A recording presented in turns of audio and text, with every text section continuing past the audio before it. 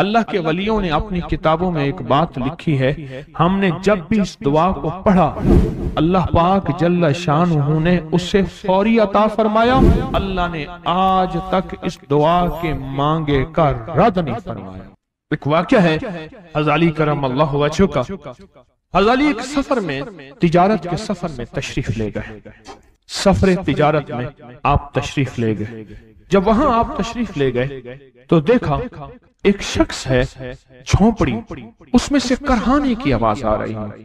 آپ اندر تشریف لے گئے تو صاحب خانہ نے اندر سے آواز دی، جو بھی صاحب آ رہے ہیں اجازت سے آئیں۔ سمجھ گئے اندر مستورات ہیں۔ وہ صاحب باہر تشریف لے آئے تو پوچھا کیا ہوا، کرہانے کی آواز کیا ہے؟ کہا میری بیٹی ہے، جنگل میں لکڑیاں لینے گئی، اس کے اوپر ایک درخت گر گیا کاٹتے کاٹتے، اور اس کی وجہ سے اس کی کمر ٹوٹ گئی ہے، اب یہ بستر پہ پڑی ہے، اب یہ بیچاری تکلیفوں اور دکھوں میں۔ آپ نے فرمایا کوئی مسئلہ نہیں، میں ایک عمل کرتا ہوں، تو ایسا کر صرف اس کا کپڑا لے آ۔ آپ نے اس کے کپڑے کو سامنے رکھا، اس کو کہا اس کو پکڑ، اور اس کی طرف یوں انگلی کی، اور یہ دعا جو اب ہم پڑھنے لگے ہیں، بس یہ دعا پڑھی، اور صرف چند بار ہی پڑھتی اندر آوازیں خاموش ہو گئیں، چپ ہو گئی۔ آپ نے فرمایا پوچھو جا کے۔ آپ وہ بندہ اندر گیا تو واپس آیا، کہا بیٹی کو نیند آ گئی ہے، آج کئی ہفتے ہو گئے ہیں سو نہیں سکی، درد سے کرہا رہی تھی، اس کو نیند آ گئی ہے۔ آپ فرمانے لگے میں سفر میں جا رہا ہوں، جب واپس آؤں گا نا پھر پوچھوں گا، اگر کوئی تکلیف ہوئی تو پھر دم کروں گا، پھر دعا کروں گا، اور انشاءاللہ ٹھیک ہو جائے گی۔ آپ چلے گئے، آگے تشریف لے گئے تو آپ کے ہم سفر تھے، ان کی سواریاں تھیں، ان میں سے ایک گھوڑا تھا جس گھوڑے کو ٹھوکر لگی، چوٹ لگی، اس کے اگلے پاؤں کی ہڈی گھٹنا باہر نکل گیا، وہ ایک طرف ہو کے بیٹھ گیا، اس کا گھوڑا چل نہیں سکتا تھا۔ اس نے آ کے حضرت علی کرم اللہ درخواست کی کہ آقا اس کے لیے کچھ فرما دیں۔ فرمایا میں اس کے لیے دعا کرتا ہوں، یہ ٹھیک ہو جائے گا، اور آپ نے دعا پڑھنا شروع کر دی، اور فرمایا یہ اس کے ہاتھ پہ، اس کی ٹانگ پہ آپ نے ہاتھ پھیر دیا، جو معذور تھی ٹوٹی ہوئی نکلیا ہوا گھٹنا تھا، فرمایا ٹھیک ہو گیا۔ اور قافلے والوں نے دیکھا وہ گھوڑا سب سے آگے تھا، سب سے سبک رفتار تھا، اور سب سے لاجواب تھا۔ آگے ایک جگہ تشریف لے گئے تو قافلے کو پیاس لگی، پانی کی ضرورت تھی، کنواں دیکھا تو کنواں خشک تھا۔ آپ نے فرمایا کوئی بات نہیں، یہ دعا پڑھی، اور دعا کو پڑھ کے اپنا لعاب کنویں میں ڈال دیا۔ فرمایا کنویں میں پانی کا ایک جوش اٹھا، اور پانی اٹھا اور منڈیر سے باہر نکلا، لوگ پینے لگے تو آپ نے روک دیا، فرمایا مت پیو، کنویں کا جو کھڑا کالا پانی ہے وہ نکل جائے، اور پھر شفاف پانی جب نکلا فرمایا یہ پانی پیو، مشکیزیں بھرو، سواریوں کو پلاؤ۔ قافلہ چلتا رہا، آگے تشریف لے گئے، آگے دیکھا تو کھانا ختم ہو گیا، اتنا کھانا تھا کہ اب کھا لیں، آئندہ کیسے کھائیں گے؟ تو آپ نے فرمایا جو کھانا ہے لے آؤ۔ آپ نے کھانے کو رکھا، اوپر کپڑا ڈال دیا، اور یہ دعا پڑھنی شروع کر دی جو ابھی ہم بیٹھ کے پڑھیں گے، خوش قسمت ہیں۔ اور کپڑا ڈال کے فرمایا دعا فرمائی، یہ عمل فرمایا، یہ دعا پڑھی، اور اس کے بعد فرمایا دیکھو کھا لیا، اور فرمایا ہمارا 17 دن کا سفر تھا، اس 17 دن میں ہم نے کھایا، لوگوں کو کھلایا، جہاں لوگ آتے تھے ان کو بٹھاتے تھے، دسترخوان ہمارا تھا چند افراد کا، پھر سینکڑوں لوگوں نے کھایا۔ 17 دن کے سفر میں تھوڑی سی کمی بھی نہ ہوئی، جب گھر لوٹے تو وہی کا وہی ہمارا خزانہ، کھانا وہی سارا توشہ موجود تھا۔ آگے تشریف لے گئے تو ایک تجارت میں ایک دیکھا تو ایک بندہ ہے ٹھیکریوں پہ ٹھیکریاں مار رہا ہے، آپ اس کی طرف تشریف لے گئے، آپ نے اس کو جا کے دیکھا، لگتا ہے کہ تو پرانا جواری ہے۔ اس نے کہا جوا کھیلتا تھا، سب کچھ ہار بیٹھا ہوں، ہر چیز زندگی ختم ہو گئی ہے۔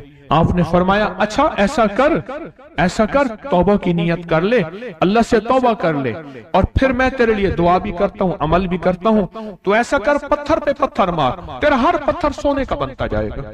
आप बैठ गए, उसने वैसे ही पत्थर पे पत्थर मारा, और जैसे बेचारा बेबसी की हालत में पहले मार रहा था, आपने दुआ करनी शुरू कर दी, ये दुआ पढ़नी शुरू कर दी, और दुआ पढ़ते पढ़ते देखा तो लोगों ने पत्थरों की शक्लें बदलना शुरू हो गई, और जो पत्थर भी उसके हाथ में आया था वो सारे पत्थर सोने के बन गए। आपने सारा सोना उसको दिया, चल पड़े। सफर में आगे जाते जाते देखा कि एक शख्स है, उसके साथ एक बच्चा है, एक बूढ़ी औरत है, एक बूढ़ा गधा है, और वो सारे पैदल चल रहे हैं, गधे को सवारी को साथ लिए हुए। तो आपने पूछा क्या हुआ? उन्होंने कहा एक सांप है जो इस गधे के पे मुसल्लत है, वो सामने बैठा है, वो नीचे नहीं उतर रहा। हमने मारने की कोशिश की है, उसकी फुंकार से असा जल जाता है, और जला हुआ असा दिखाया, डंडा जला हुआ दिखाया कि फुंकार से डंडा जल जाता है। वो मुसल्लत है गधे पे, हम पैदल चल रहे हैं, मंजिल पे है, सांप मुसल्लत है, इसका कोई हल नहीं। आपने फरमाया इस गधे को इस झाड़ी से, इस दरख्त से बांध दो, और बांध के आप किबला रुख हुए और ये दुआ पढ़नी शुरू कर दी, और फरमाया फिर दूसरे रुख हुए और ये दुआ पढ़नी शुरू कर दी, और तीसरे रुख हुए, और दुआ पढ़ने के बाद आपने उस सांप पे फूंक मारा, सांप चोटी बन के छलांग लगाई और गायब हो गया। तो उन्होंने पूछा आका ये क्या था? फरमाया ये तुम्हारे ऊपर एक दुश्मन जिन मुसल्लत था जो के तुम्हारी जानों और इज्जतों का लुटेरा था। आखिरकार आपके गुलाम ने आपसे पूछा आका अगर आप ये दुआ हमें सिखा दें, चश्मे फैज से गरेक इशारा हो जाए, चश्मे फैज से गरेक इशारा हो जाए, लुत्फ हो आपका और काम हमारा हो जाए। आए बिस्मिल्लाह करके इस दुआ को पहले सुनते हैं।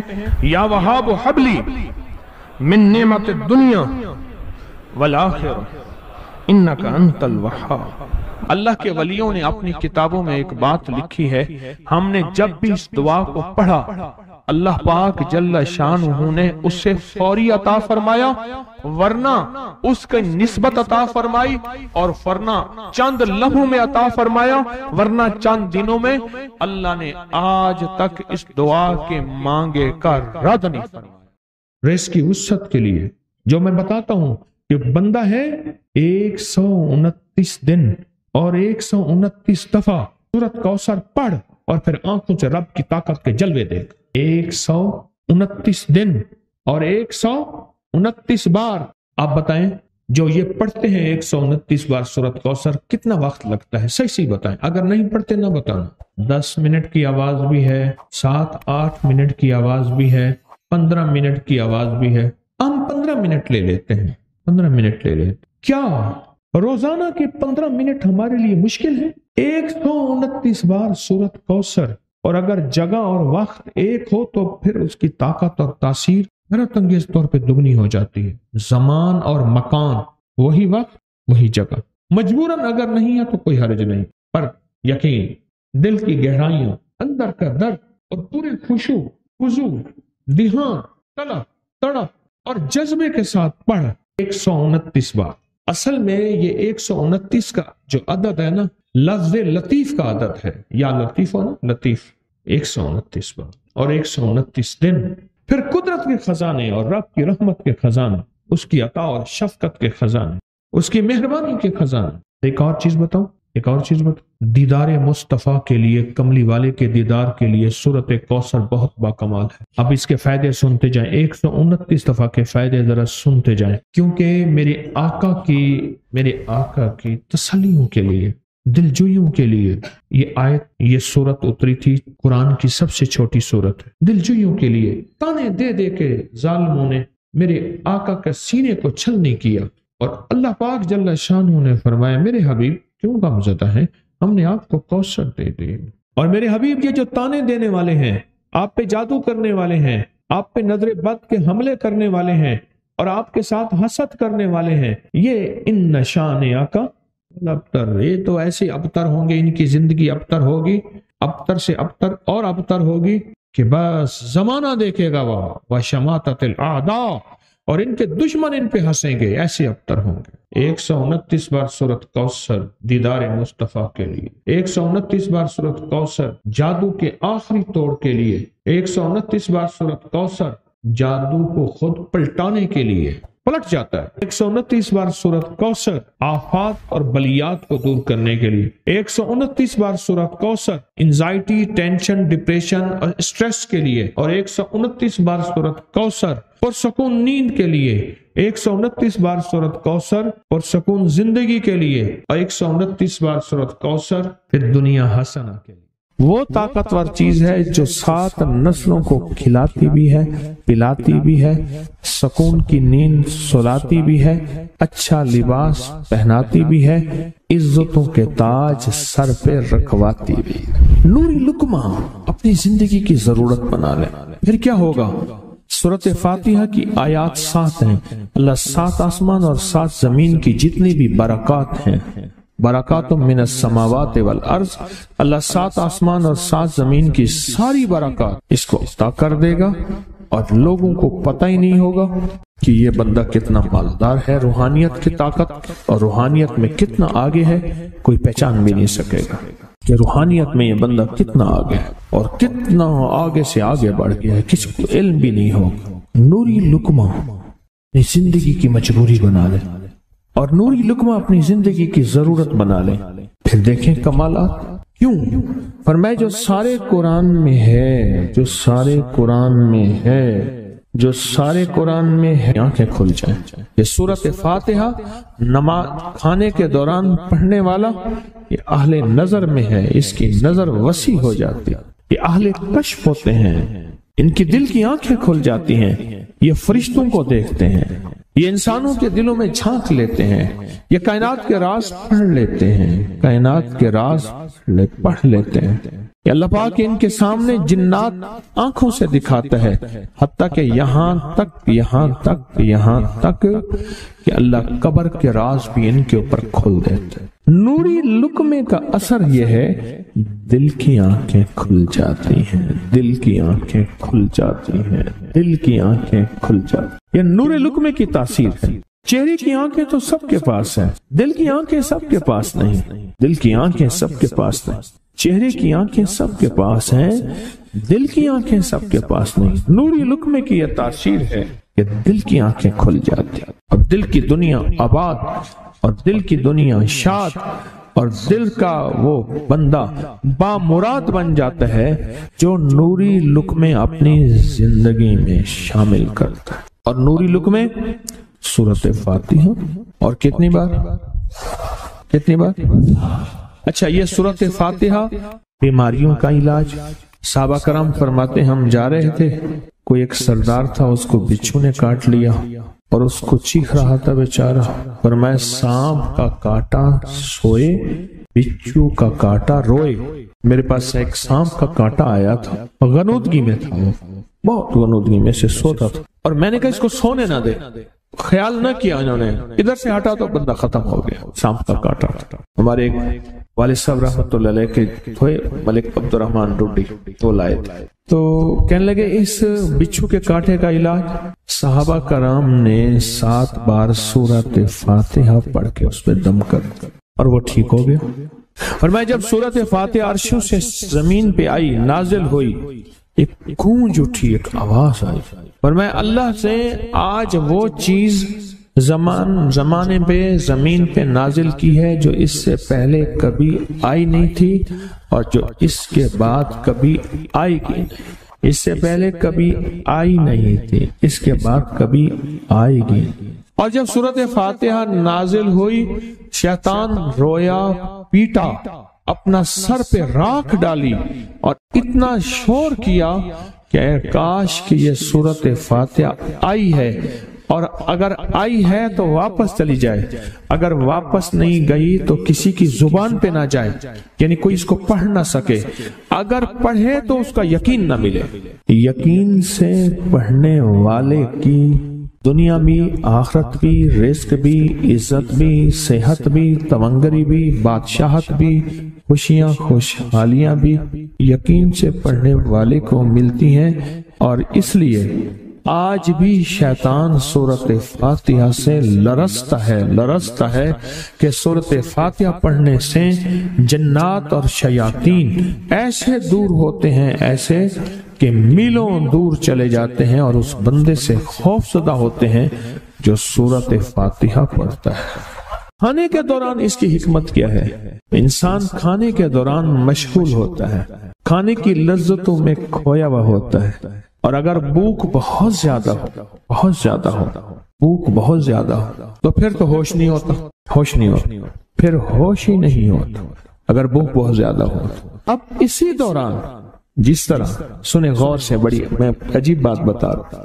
حضرت امام جعفر صادق سلام اللہ رضوان اللہ تعالی علیہ مجمعین اللہ کے ولی تھے، ولایت کے تاجدار تھے، سرداروں کے سردار تھے، اولیاء کے سردار تھے۔ میں بازار میں جاتے تھے، جا کے پھر واپس آ جاتے تھے، پھر جاتے کچھ نہیں خریدتے تھے۔ کسی نے پوچھا اب کیوں جاتے ہیں؟ فرمایا 2 وعدے لینے، کیا میں جا کے بازار میں ہر بندے کو سلام کرتا ہوں، وہ سلام کا جواب دیتے ہیں، اور کیا پتا کسی کے سلام کا جواب ایسا ہو جو اللہ کے ہاں مقبول بھی ہو، محبوب بھی ہو۔ اور پھر فرمایا بازار میں جاتا ہوں اور جا کے بازار میں جاتا ہوں اور جا کے بازار کی دعا پڑھتا ہوں۔ فرمایا جو چوتھا کلمہ گھر میں پڑھے گا اس کو 10 نیکیاں ملیں گی، اور جو بازار میں پڑھے گا کتنی نیکیاں ملیں گی؟ 10 لاکھ نیکیاں ملیں گی۔ فرمایا میں 10 لاکھ نیکیاں کمانے کے لیے جاتا ہوں۔ آل رسول کی محبتیں، عبادتوں کا حرص دیکھیں، ہمیں مال کا حرص، انہیں اعمال کا حرص۔ وہی دعا، وہی چوتھا کلمہ گھر میں پڑھیں 10 نیکی ہیں، بازار میں پڑھیں کیونکہ وہ ہر بندہ مشغول ہے، دنیا میں، مال میں، چیزوں میں، بھاؤ تاؤ میں لگا ہوا ہے، وہی بازار میں پڑھیں تو 10 لاکھ نیکیاں۔ اسی طرح کھانے کے دوران جب لذت ہے، کھانے کے دوران ذائقہ ہے، اور کھانے کے دوران لذت اور ذائقے میں اگر کوئی بندہ سورۃ فاتحہ پڑھ لے تو اللہ کہتا ہے تو ان لذتوں میں مجھے نہ بھولا، ان کھانے کی چیزوں میں مجھے نہ بھولا، ان ساری کیفیتوں میں مجھے نہ بھولا۔ اللہ خوش ہوتا ہے، اور پھر اللہ جل شانہ اسے 7 آسمان اور 7 زمین کی برکتیں حوالے کر دیتا ہے، اور جس کے پاس 7 آسمان 7 زمین کی برکتیں ہوں، یہ ساری عبادتیں کھانے کے دوران کوئی معنی نہیں رکھتی، پھر ایسی سمیٹ کے اللہ کائنات کو اسے دے دیتا ہے۔ نوری لقمے کی تلاش کریں، نوری لقمہ زندگی میں لے آئیں، بڑی خوشحال زندگی گزرے گی، بہت لاجواب زندگی گزرے گی۔ 7 دفعہ سورۃ فاتحہ سے قرضے اتر جاتے ہیں، 7 دفعہ سورۃ فاتحہ سے بیٹے مل جاتے ہیں، 7 دفعہ سورۃ فاتحہ سے نعمتیں، اور 7 دفعہ سورۃ فاتحہ وہ طاقتور چیز ہے جو 7 نسلوں کو کھلاتی بھی ہے، پلاتی بھی ہے، سکون کی نیند سلاتی بھی ہے، اچھا لباس پہناتی بھی ہے، عزتوں کے تاج سر پہ رکھواتی بھی ہے۔ کہیں انشاءاللہ۔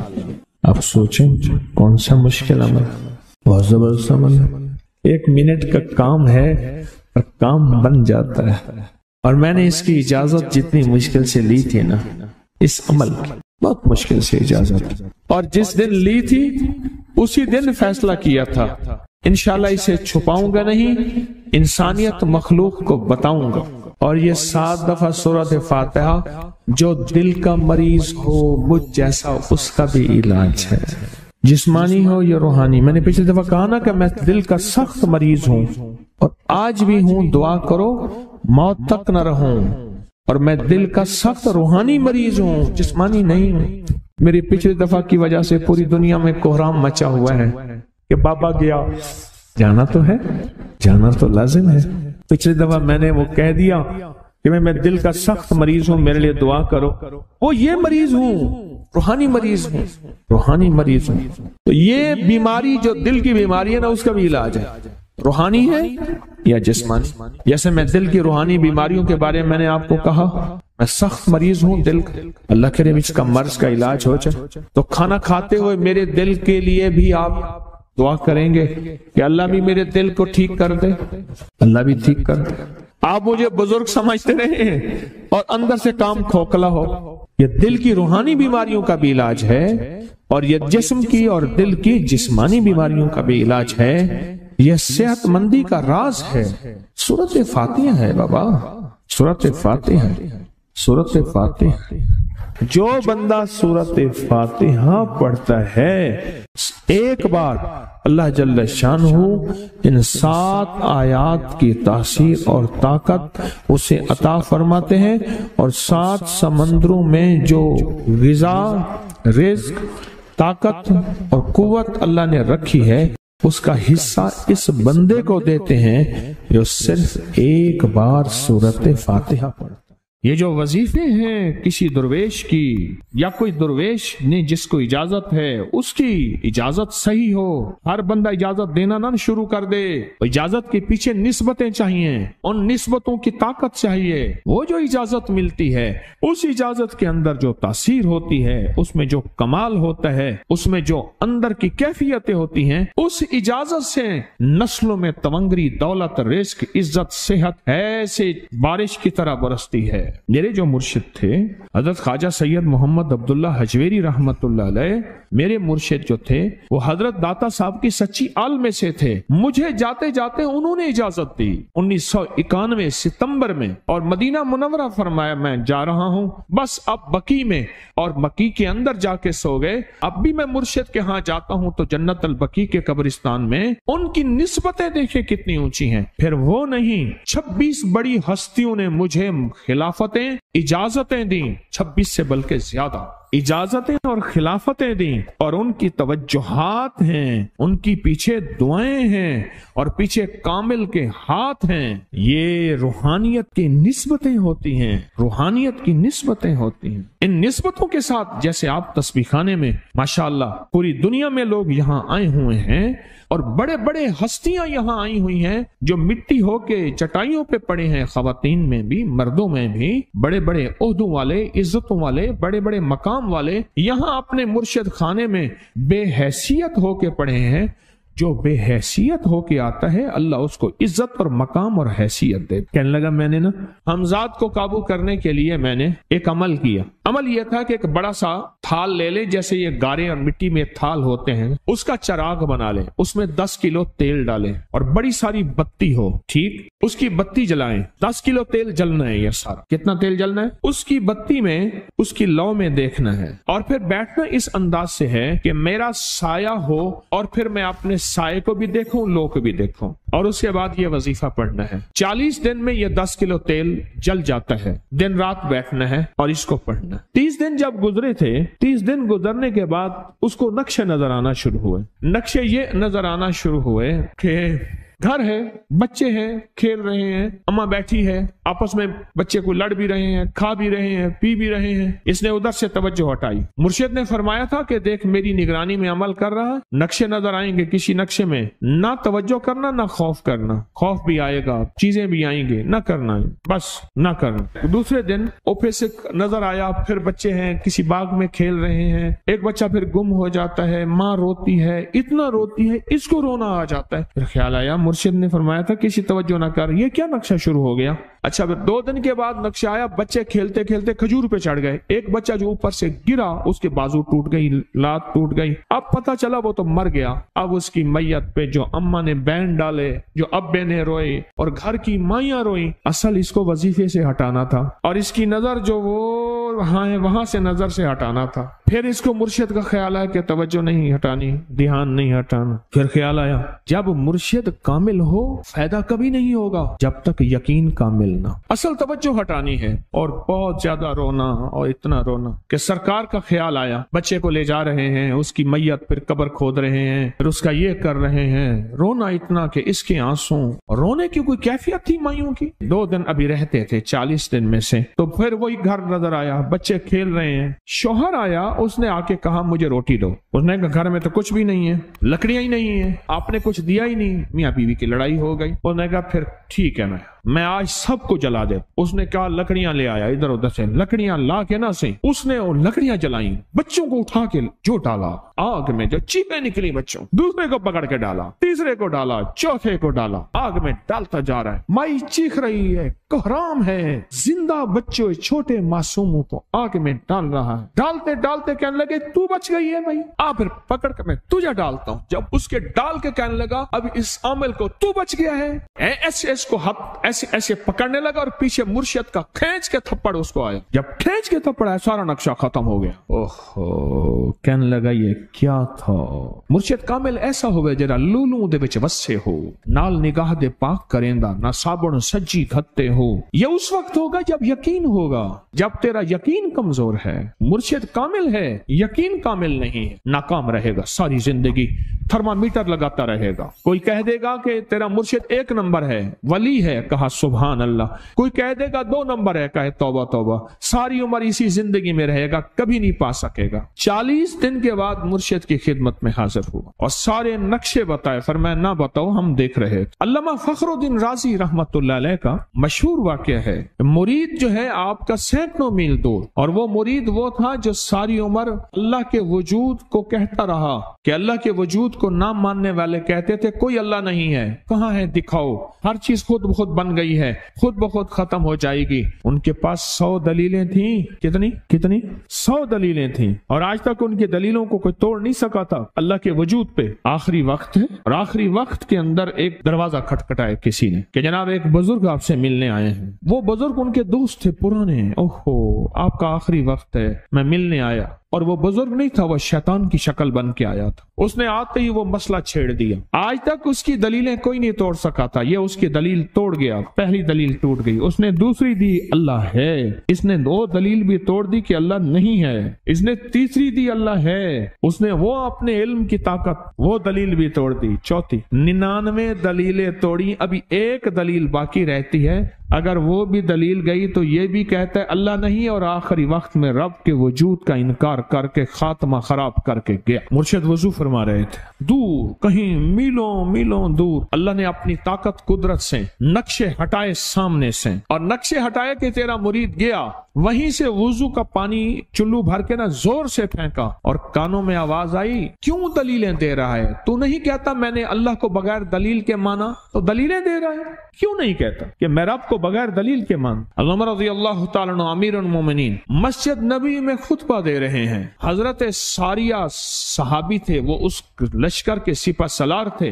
میلوں سے میلوں, سینکڑوں میل دور ایسے نقشے ہٹے, اور خطبے کے دوران انوکھی بات کہہ دی, یا ساریہ الجبل, ساریہ پہاڑ کے پیچھے دیکھ دشمن وہاں سے حملہ کر رہا ہے. اور پھر خطبہ شروع کر دیا. جمعہ کا خطبہ تھا. لوگ حیران, یہ امیر المومنین نے کیا فرما دیا. جب حضرت ساریہ کا قافلہ آیا واپس, تو فرمایا فلاں وقت فلاں لمحے فلاں وقت میں, جمعے کے دن فلاں لمحے میں امیر المومنین آپ کی آواز آئی تھی. اگر نہ آتی تو دشمن نے پیچھے سے مقابلہ حملہ کر دیا تھا اور ہمیں کاٹ کے رکھ دیتا, ٹوٹے ٹوٹے کر دیتا. آپ کی آواز آئی, ساریہ پیچھے دیکھ دشمن حملہ کر رہا ہے پہاڑ کے پیچھے, یا ساریہ الجبل. یہ میں آپ کو حوالوں سے بات کر رہا ہوں, روایات بتا کے بات کر رہا ہوں.